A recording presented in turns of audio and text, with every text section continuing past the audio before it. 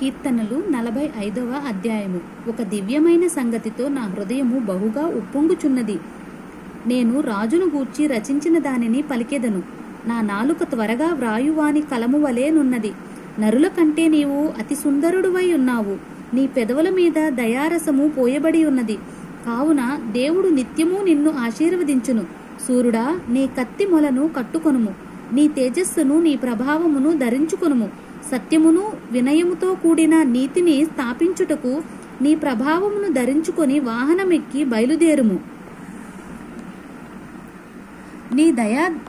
నీ దక్షిణ హస్తము భీకరమైన వాటిని జరిగించుటకు నీకు నేర్పును.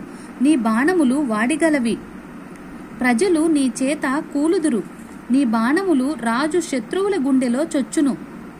దేవా, నీ సింహాసనము నిరంతరము నిలుచును. నీ రాజదండము న్యాయార్థమైన దండము. నీవు నీతిని ప్రేమించి భక్తిహీనతను దేశించుచున్నావు.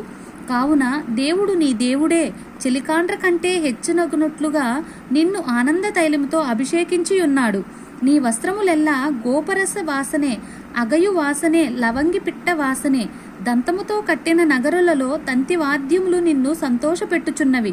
నీ దయనొందిన స్త్రీలలో రాజుల కుమార్తెలున్నారు. రాణి ఓఫీరు అపరంజితో అలంకరించుకొని నీ కుడిపార్శ్వమున నిలుచుచున్నది. కుమారి, ఆలకింపుము, ఆలోచించి చెవియొగ్గుము. నీ స్వజనము నీ తండ్రి ఇంటిని మరువుము.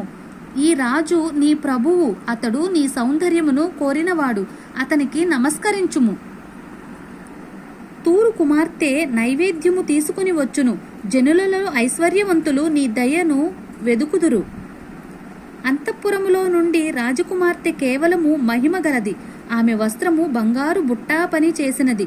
విచిత్రమైన పనిగల వస్త్రములను ధరించుకుని రాజునద్దకు ఆమె తీసుకుని రాబడుచున్నది. ఆమెను వెంబడించు ఆమె చెలికత్తెలైన కన్యకలు నీ యొద్దకు తీసుకుని రాబడుచున్నారు. ఉత్సాహ సంతోషములతో వారు వచ్చుచున్నారు. రాజనగరులో ప్రవేశించుచున్నారు. నీ పితరులకు ప్రతిగా నీకు కుమారులుందురు.